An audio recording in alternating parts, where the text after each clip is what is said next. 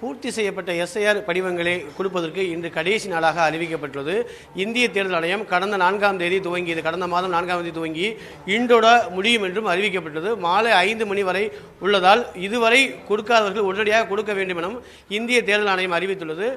தற்பொழுது நான் நிற்கக்கூடிய பகுதி சென்னை அண்ணா சாலையில் இருக்கக்கூடிய சிறப்பு முகாம். இங்கு ஒட்டுமொத்தமாக 4 பாகங்கள் உள்ளது. ஒவ்வொரு பாகத்துக்கும் தலா 1200 முதல் 1500 வரை ஒட்டுமொத்தமாக 6000 வாக்காளர்கள் இங்கு இடம்பெற்றுள்ளார்கள். இதுவரை பெறப்பட்டுள்ள படிவங்கள் எண்ணிக்கை என்பது குறித்து நேரடியாக பிஎல்ஓ கேட்போம். சார் வணக்கம் சார், நீங்கள் எந்த பாகம், இந்த பாகத்தோட மொத்த வாக்காளர் எண்ணிக்கை எவ்வளவு இதுவரைக்கும் பூர்த்தி செய்யப்பட்ட படிவம் கொடுத்துருக்காங்க சார்?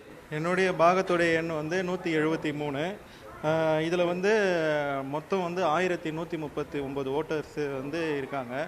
அதில் நாங்கள் டிஸ்ட்ரிபியூட் பண்ணது 810 கிட்ட டிஸ்ட்ரிபியூட் பண்ணியிருக்கோம்.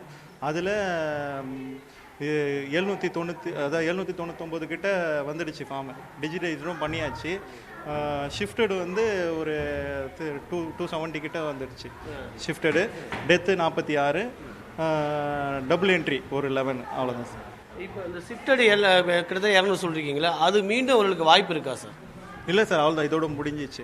ஷிஃப்ட்டு நாங்கள் ஃபுல்லாக எல்லாமே இது பண்ணியாச்சு. ரோல் பேக் அதாவது நாங்கள்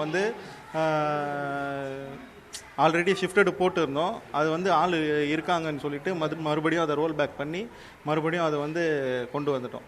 டிஜிட்டைஸ் பண்ணியாச்சு. பண்ணியாச்சு. சரி, இது வரைக்கும் கொடுக்காதவங்களுக்கு நீங்கள் என்ன சொல்ல விரும்புறீங்க சார்? கொடுக்காதவங்க அவ்வளோதான் சார், அது ஒன்றும் பண்ண முடியாது. அப்படி கொடுக்கலன்னா இங்கே இந்த பாட்டில் இனி வரவங்களுக்கு புதுசாக ஃபார்ம் கொடுத்து அதில் ஃபார்ம் 6 கொடுத்து அதில் அவங்கள நியூ ஓட்டர்ஸாக தான் சேர்க்கணும்.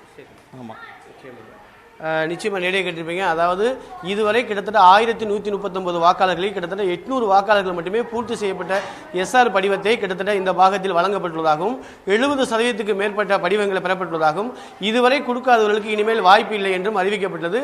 மேலும் டிசம்பர் 16ஆம் தேதிக்கு பிறகு புதிதாக இறுதி வாக்காளர் பட்டியல் வெளியிடப்படும் என்றும் அதில் பெயர் இடம்பெறாதவர்கள் ஃபார்ம் 6 கொடுத்து மீண்டும் புதிய வாக்காளர்களாக இணைந்து கொள்ளலாம் என்றும் அறிவிக்கப்பட்டுள்ளது.